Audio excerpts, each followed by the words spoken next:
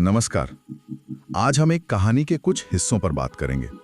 कहानी का नाम है असली खजाना, राजू की खोज। हाँ, और इसका उपशीर्षक भी बड़ा दिलचस्प है, जिसका खजाना उसके अंदर था। बिल्कुल। तो कहानी शुरू होती है राजू से, एक बहुत ही साधारण गरीब लड़का है गांव का। हाँ, और मतलब अपनी रोज की मजदूरी करता है, गुजारा चलाता है, अपनी किस्मत को ही कोसता रहता है ज्यादातर। पर फिर एक दिन कुछ बदलता है।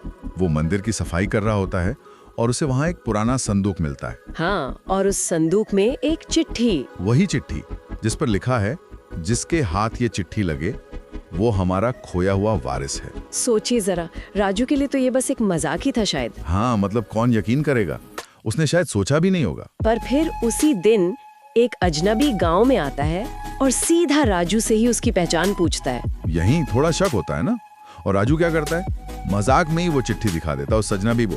और वो अजनबी वो एकदम चौंक जाता है, मतलब उसके चेहरे के भाव बदल जाते हैं। हाँ, तो यहीं से कहानी पूरी तरह पलट जाती है। राजू की जिंदगी बदलने वाली है। बिल्कुल। अगले ही दिन एक बड़ी सी कार आती है, राजू को लेकर शहर चली जाती है। शहर में उसे एक महल जैसा बंगला दिखाया जाता है। और वहाँ उसे क्या मिलता है? अपने बचपन की तस्वीरें, उसकी माँ की राख, एक लॉकेट, वो सब सामान जो उसी का था। ये तो मतलब होश उड़ा देने वाला पल होगा उसके लिए। ये सब उसी का कैसे? यहीं पर वो राज खुलता है।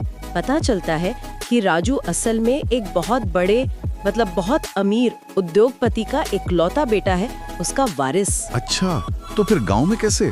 उसकी माँ ने उसे दुश्मनों से बचाने के लिए बचपन में ही गांव में एक परिवार के पास छोड़ दिया था, छिपा दिया था एक तरह से। और वो चिट्ठी? वो चिट्ठी ही उसे ढूंढने का एक जरिया थी, एक इशारा कि सही वारिस मिल गया है। बाप रे, मतलब एक झटके में कहाँ मजदूरी और कहाँ ये करोड़ों की जायदाद का मालिक। हाँ, जमीन से आसमान पर पहुंच गया वो। लेकिन कहानी में एक और मोड़ है। हाँ, वो खुश तो होता है, पर साथ ही एक उलझन में पड़ जाता है। सही कहा। उसे ये सब मिल तो गया, पर वो अंदर से शायद उतना खुश नहीं है। एक दुविधा है मन में। क्यों भला?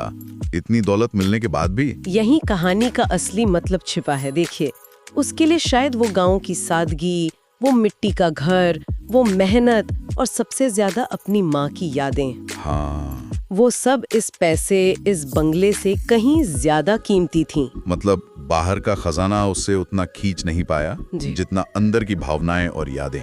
बिल्कुल। उसके लिए असली दौलत वो थी जो उसने जी थी, जो महसूस की थी।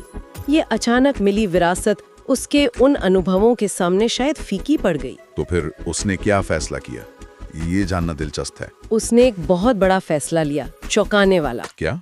वो वापस अपने गांव लौट गया। उसने शहर की वो जिंदगी, वो दौलत सब छोड़ दी। सब छोड़ दिया? वापस गांव, ये तो कोई मानेगा नहीं। हाँ, पर उसने यही किया।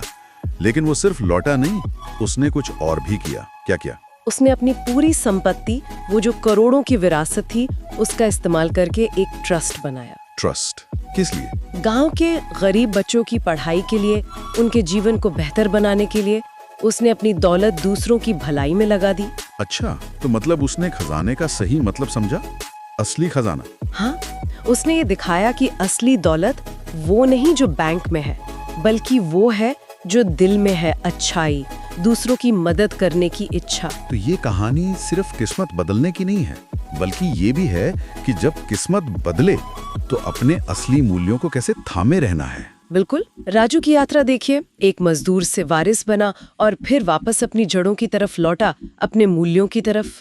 सच्ची संपत्ति क्या है, ये सवाल खड़ा करती है ये कहानी। वाकई ये सोचने पे मजबूर करती है कहानी। हाँ, और एक सवाल भी छोड़ जाती है अंत में। क्या? कि अगर किसी को भी, मान लीजिए, अचानक अपनी किसी छुपी हुई ताकत का या ऐसे ही किसी अप्रत्याशित भाग्य का पता चले, हाँ, तो जीवन में जो चीजें सच में मायने रखती हैं, क्या उसको लेके उसका नजरिया बदलेगा?